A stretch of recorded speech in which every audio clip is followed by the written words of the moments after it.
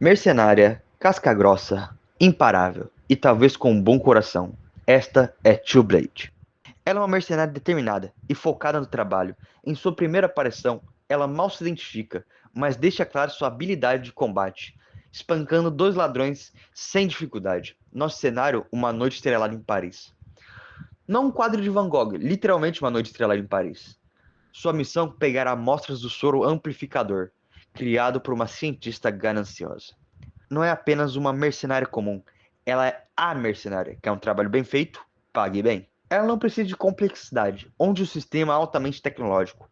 Conseguimos ver ela conversando com seu cliente por mensagens. Como foi ontem? Cada dia mais perto. Já faz mais de um mês. Não trabalho com prazos. Está no contrato, lembra? Lembro. Preciso de mais um adiantamento. Claro que precisa.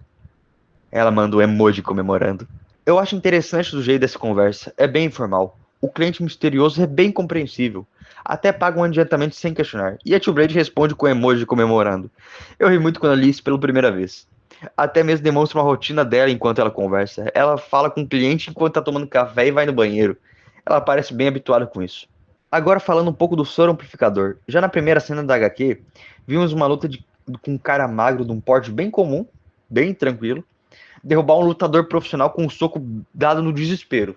Um soco desesperado que sai todo errado, mas acaba derrubando um lutador profissional. Isso já mostra a potência do soro amplificador. Eu particularmente queria evitar uma comparação com o soro do soro amplificador com o soro do super soldado do Capitão América. Pelo menos o do MCU, que são versões nerfadas dos nossos heróis. Mas o amplificador aparenta ser muito mais eficaz em termos de ganho de força. Eu sei que o soro do super soldado desenvolve todo o sistema humano, em uma espécie de upgrade biológico total. Porém, se pegarmos o Steve Rogers recém-modificado contra esse maluquinho, que depois descobrimos que o nome é Sr. Clean, acho que o capitão teria uma certa dificuldade. Claro que eu tô falando na mão de combate desarmado, combate de mão limpa.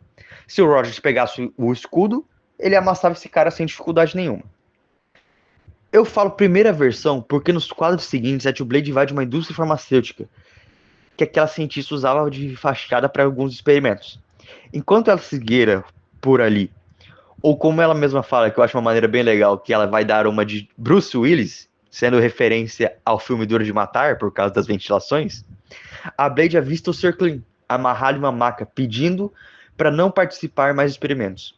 Essa primeira versão do modificado que a gente já tinha visto é um cara com um corpo normal, um corpo magro, como eu falei, ele não parecia ter tanta massa muscular. Já agora ele passa por uma transformação, eles injetam mais do soro nele, enquanto ele implora para que isso não acontecesse. Ele até fala que não queria participar, que queria ir embora, mas a outra cientista que está fazendo o experimento ali com ele nem liga e injeta mais esse soro nele.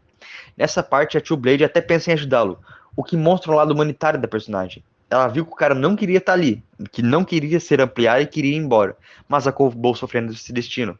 Mas antes que ela pudesse ajudar alguém, ela é surpreendida por dois guardas, que soam um alarme e vão para cima dela. Ela não tem dificuldade nenhuma em derrotar os dois. Durante a fuga, ela derruba mais dois sem precisar nem pensar. É uma bufetada em cara e deu. Isso mostra que ela é uma exímia combatente. Ela consegue desarmar um cara que tá com uma arma na nuca dela. E ela nem sua. Isso mostra que ela é altamente qualificada em combate. Agora eu falo isso por quê?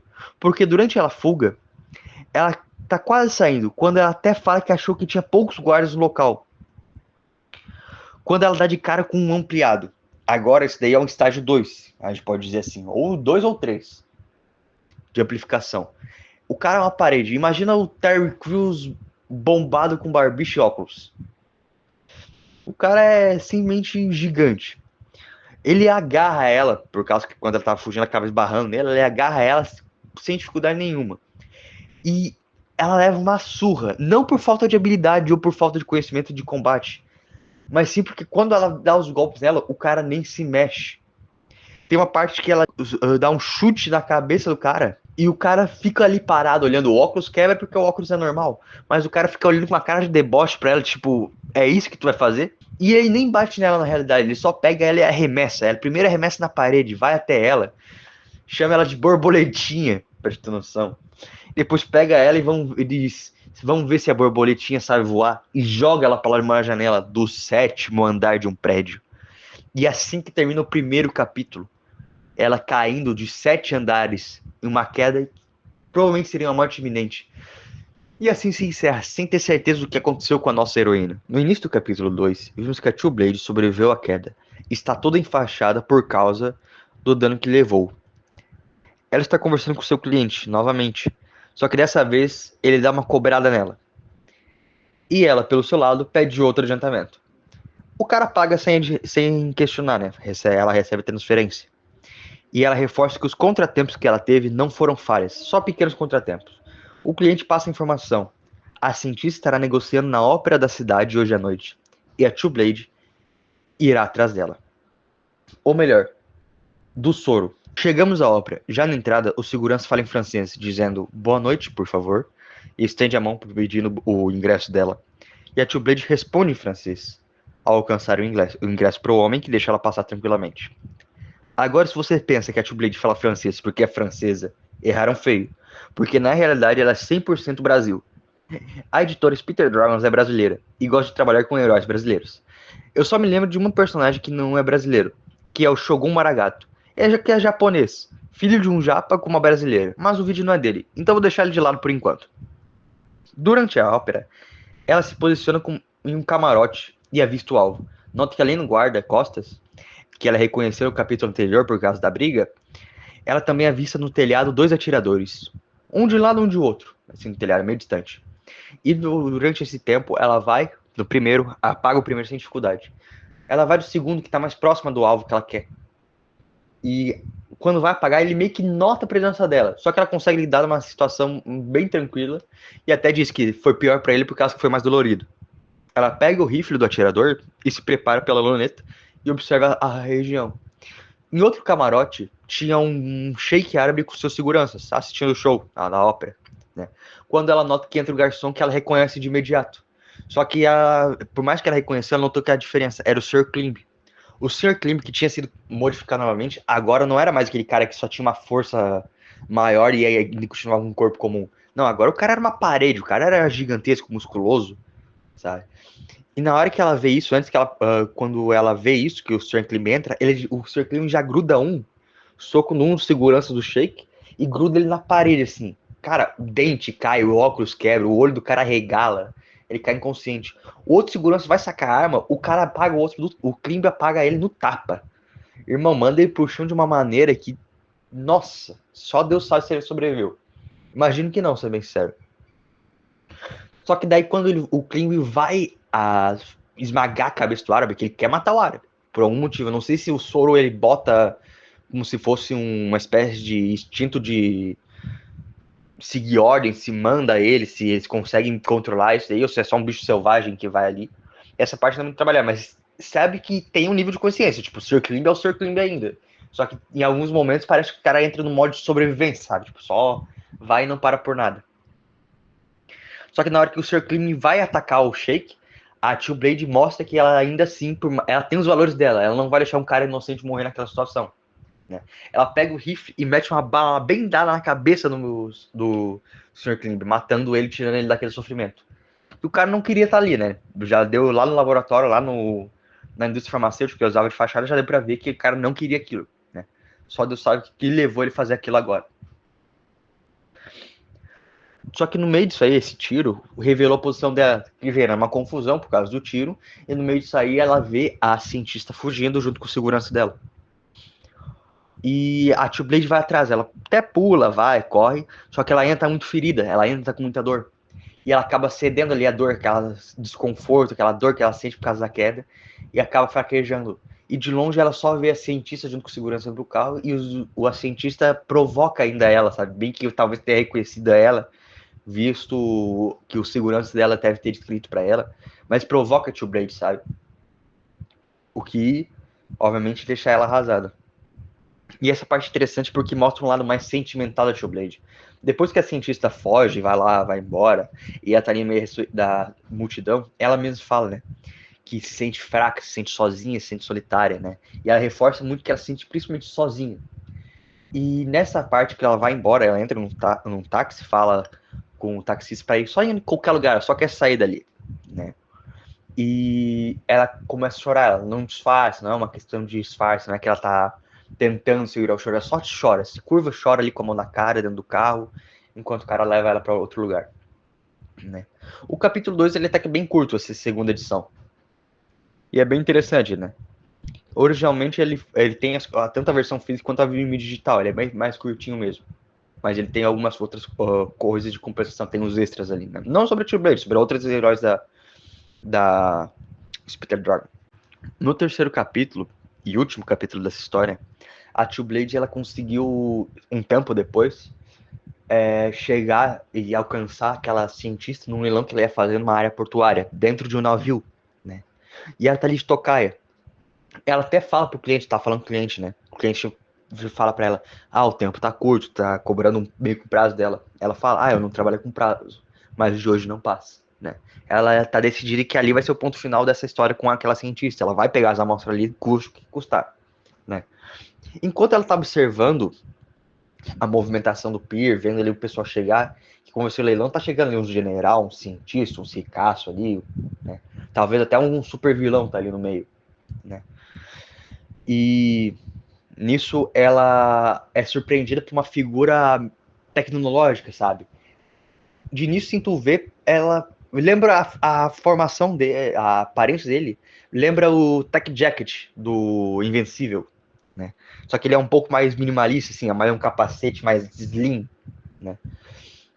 E ele fala com ela, né? A primeira coisa que ele fala pra ela, o quebra que que surpreende ela é que parece que pegamos a mesma missão, Yumi. Aí já revela qual é o nome da Two Blade, né? Que até agora na trama a gente não teve o nome dela. Essa é a primeira vez. E demonstra que esse cara também conhece ela, né? Quando ela se vira ali, surpresa, ela já diz que, porque ela chama, nem, que diz pra ele nem vir, nem começar, que essa missão é dela. E chama ele de Elite, identificando ele como se fosse o nome de herói dele, né? Elite. Os dois começam a discutir, e ele pergunta se ela ainda tá chateada por causa do encontro que eles tiveram. Isso daí deixa entender que os dois tivessem um romance do passado, né? E ela diz que não tem nada a ver, e ela também diz que se ele quiser esse trabalho, eu teria que passar por ela, lutar com ela, né? O cara simplesmente diz, eu não faria isso com você, e vai embora. E o que reforça que ela teve um romance com ele no passado é que ela mesma fala que ela fica meio distraída com perto dele, né? Que o coração dela fica distraído perto dele.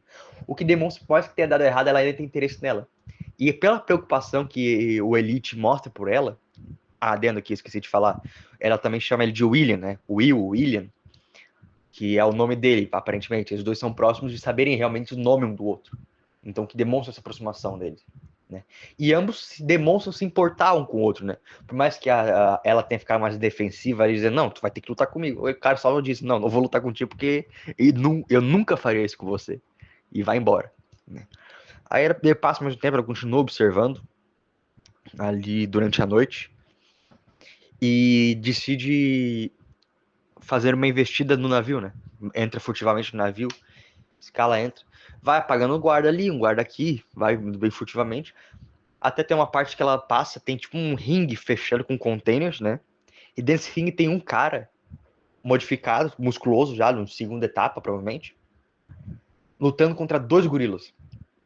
E ela até fala que ela sente pena nos gorilas quando vê o cara estraçalhar os gorilas na porrada, assim, dá uma chave de braço, apaga um gorila, vai o outro, mexe a porrada no outro gorila, acabou.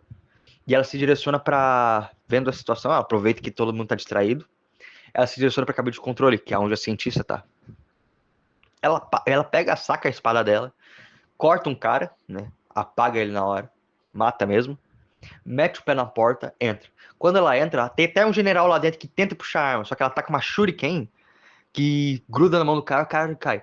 Dali ainda só tem o segurança, que é aquele que bateu nela a primeira vez, que ela já conhece, e a cientista. E quando ela entra, a cientista já se bota em disparada. Até pega as amostras ali, derruba um pouco, mais coisa. E o segurança vai pra cima da Two Blade. A Two Blade dá um corte nele, consegue desviar porque ela é mais rápida, né? O cara é gigante, assim, mas ele é lento. Quanto maior, mais lento. Dá um corte que não é o suficiente pra machucar muito ele, mas consegue atordoar ele. E ela tem que pensar rápido. O que ela vê? Ela vê ali a cabine de controle juntamente com o painel, e o painel de controle que controla o guindaste que tem segurando o container lá fora.